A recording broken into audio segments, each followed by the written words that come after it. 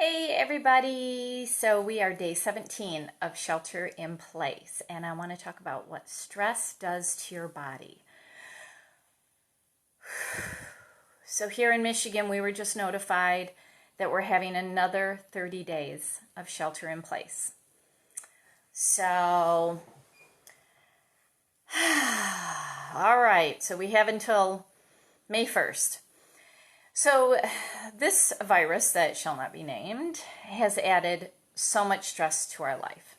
It really has. It does not matter who you are, where you're from, what your business is, what you do during the day. It is impacting everybody. We're all feeling it. And when we have chronic unresolved stress, which we all have in this moment, we normally have it anyway. We have chronic acute stress that just kind of flies under the radar. We don't think about it, but it's always there and it's always working on us. But now we have pretty extreme stress. And if it is unresolved, you want to know what it does to us? It prematurely ages us. So every time I think of that, it reminds me of one of my favorite movies, The Holiday, with Cameron Diaz.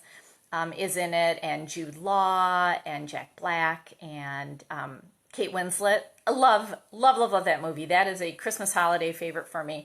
And at the beginning of the movie, Cameron Diaz, she's in a fight with her boyfriend, and she kicks him out, and she's like, when women are stressed, they look haggard, and they age, and when men are stressed, they just get better looking.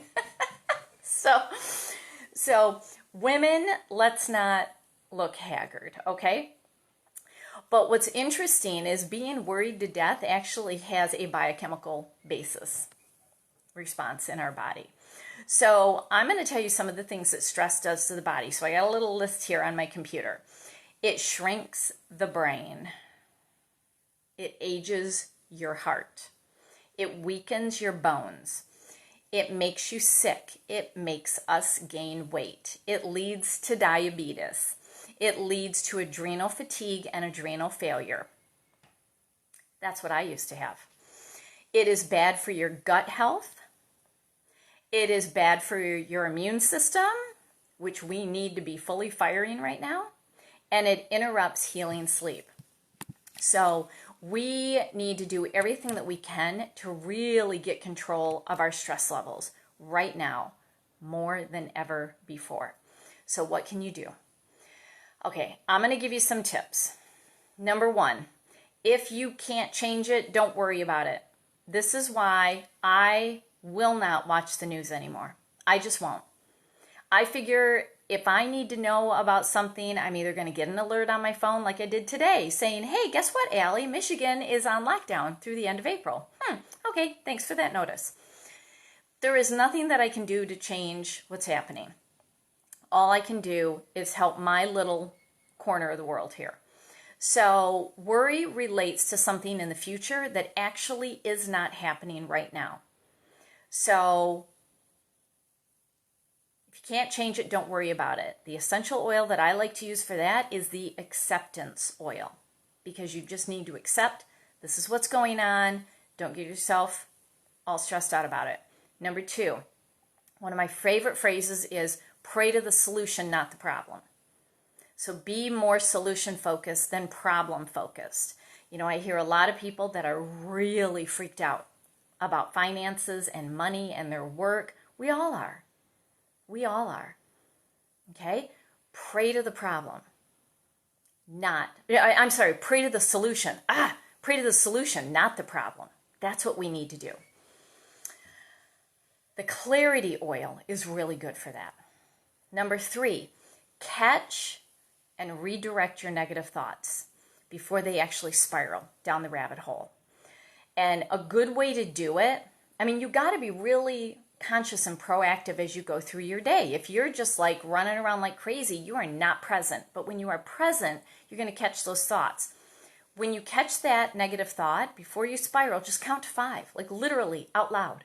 5, 4, 3, 2, 1, and then launch yourself in a different direction and say something positive. Say something of gratitude that's happening in that moment.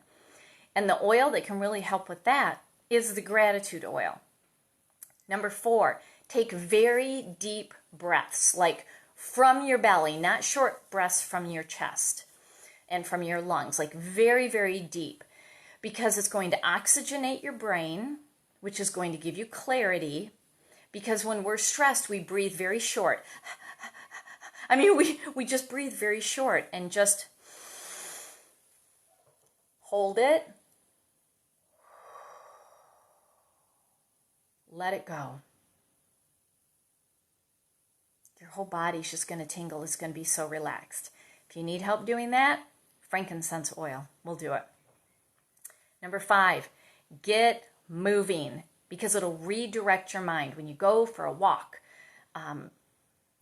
get on a treadmill or your Peloton or anything like that. It puts your mind on the movement of your feet. It's actually called walking meditation. So when you're stressed, just get moving. If you got to run up and down your stairs, do that. That is a really good thing to do. And the oil to help you with that is lemon oil. Number 6, be around positive and upbeat people and upbeat situations.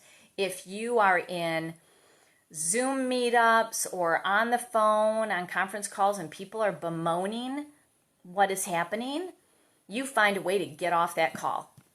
Or if you can't get off the call, you hit the mute button and you hit the silence button. You do not need to be listening to that. So a great oil that I like to use for that is the joy oil. You need to focus on joy. Number 8, watch something that makes you laugh. Okay? So this is one of my favorite things. First of all, my cats make me laugh all the time. I love to post about them. But it's old. It's probably from like 10 years ago. It is a video of 2 cats meowing at each other. And it's hilarious. And then there is the follow-up video of a human voice talking to the cats. Oh my gosh, that cracks me up so much. So find something that makes you laugh. It could be a funny movie. It could just be watching a rerun of The Office. So do something that makes you laugh. And again, joy oil, a citrus oil is really good for that. And then last but not least, use essential oils that calm your nervous system. When you are really starting to panic or when you're having trouble sleeping, use your oils. Smell them. Smell, smell, smell. Valor is a really good oil to use because it has black spruce, which is calming, very deep roots. It has camphor, which supports your energy field. It has blue tansy, which I call the oil of combating fear. It has frankincense, which is calming, and it has geranium, which is uplifting. It is the oil of courage. You gotta smell it. Okay, topical application of an oil is phenomenal, but if you are dealing with an emotion and a fear and stress and worry, you gotta smell it. All right, so those are my tips. If you have any additional tips, post them below.